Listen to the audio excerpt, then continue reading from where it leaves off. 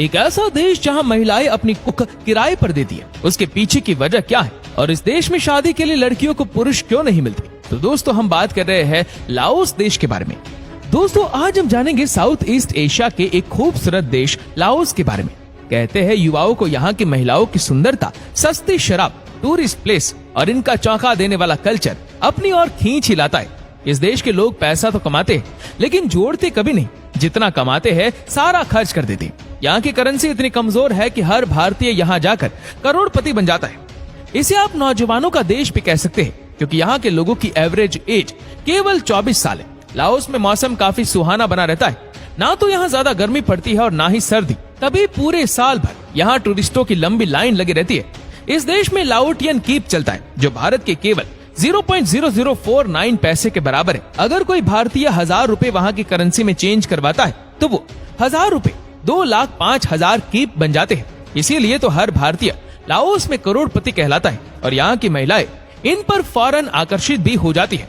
आप इस देश के बारे में एक बात जानकर चौंक जाएंगे कि यहाँ की महिलाएं अपनी कोख किराए पर देती है, यानी पैसे लेकर दूसरे शादीशुदा जोड़े के बच्चे पैदा करती है, उन्हें खुशी देती है और लाओस में इस काम को जायज माना जाता है।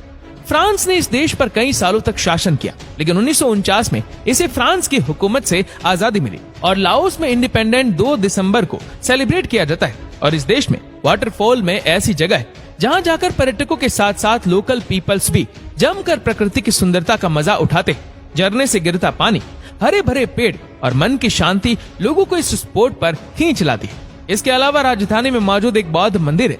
इसके कुछ हिस्से गोल्ड से भी बनाए गए और लाओस में ये घूमने का एक केंद्र है। इसे temple of the golden city भी कहा जाता है जो उत्तरी सिरे पर मौजूद है। इसे सेठ किरत ने 1559 में बनवाया था। ये बौद्ध मंदिर लाओस में काफी महत्व रखता है जो अपनी रॉयल्टी, आर्किटेक्ट और श्रद्धा का केंद्र है। और लाओस की कॉफी वर्ल्ड फेमस है जिसे यहाँ से काफी देशों में एक्सपोर्ट भी किया जाता है। यहाँ के घने जंगल, नेचुरल पार्क इतने शानदार है कि टूरिस्ट इनमें जंगली जानवरों को अपनी आंखों के सामने देखने का सपना पूरा कर लेते हैं। लाओस का नेशनल एनिमल हाथी है। यहाँ के झंडे का लाल रंग इस देश की आजादी में शहीद हुए लोगों को दर्शाता है। फ्लैग को पहली बार डिजाइन किया गया था साल 1945 में, लेकिन इसे स्वतंत्र रूप से 1975 में अपनाया गया। आपको जानकर हैरानी होगी कि लाओस में आप मौज मस्ती तो कर सकते हैं लेकिन वहाँ की लड़की से शादी नहीं कर सकते। एक लाओस महिला और दूसरे देश से आए आदमी उससे शादी नहीं कर सकते। हाँ, बाकी सब चलता है। अगर किसी आदमी को थाईलैंड जैसे मजे एकदम कम पैसों में लेने हो तो लाओस की यात्रा जरूर करें। लाओस देश आता है साउथ ईस्ट एशिया के हिस्से में।